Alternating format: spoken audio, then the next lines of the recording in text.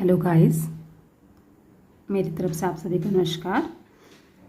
पिछली वीडियो में हमने पढ़ा था शब्द विचार यानी शब्द के भेद, तो आप लोगों को वो समझ आ गए होंगे।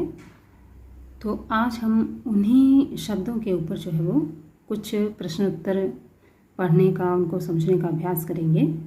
तो पहला प्रश्न है हमारा, वर्णों का सार्थक समूह क्या कहलाता है। अब वर्णों का सार्थक समूह क्या कहलाता है? शब्द। क्योंकि शब्द जो है वो किससे बनते हैं? वर्णों के मेल से बनते हैं।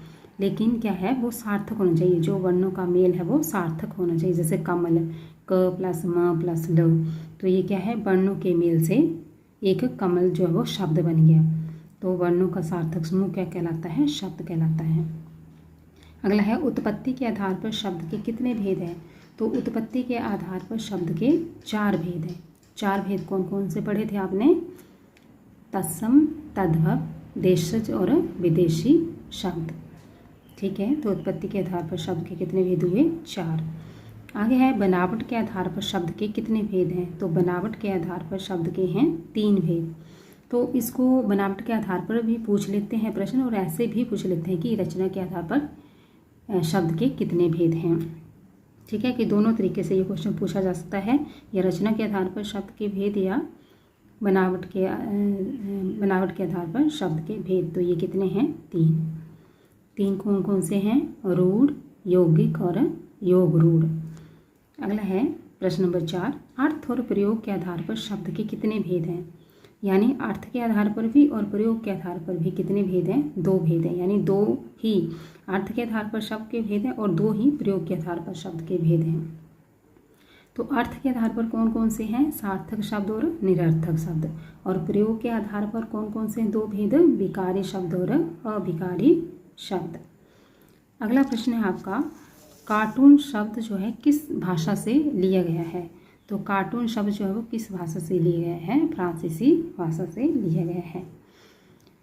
आगे है, डॉक्टर शब्द किस भाषा से लिया गया है? तो ये है अंग्रेजी भाषा से लिया गया है। अगला प्रश्न है, हिंदी में आए संस्कृत भाषा के शब्द क्या कहलाते हैं? मीन्स संस्कृत भाषा के शब्द जो हिंदी में आए हैं, हिंदी में हम लिखते हैं लेकिन उसी रूप में लिखते हैं, उनको हम तत्सम शब्द कहते हैं। और जो हिंदी में परिवर्तन करके लिखे जाते हैं उन्हें तद्भव कहते हैं। अगला प्रश्न है आपका, विद्यालय शब्द का कौन सा रूप है? जो विद्यालय शब्द है, विद्यालय जो है वो शब्द का कौन सा रूप है? तो ये है यौगिक।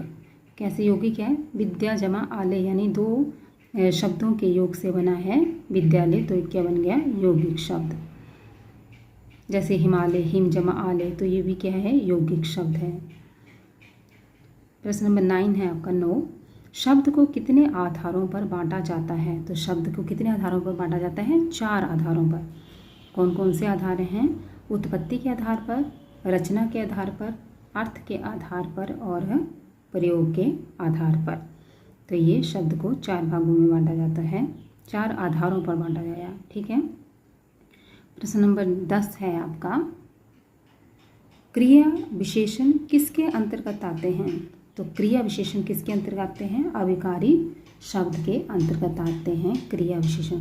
क्योंकि अविकारी शब्द के भी 4 भेद हैं, तो उन चारों में एक जो है, इसका भेद जो है वो, अविकारी शब्द का एक भेद जो है वो क्या है? क्रिया विशेषण।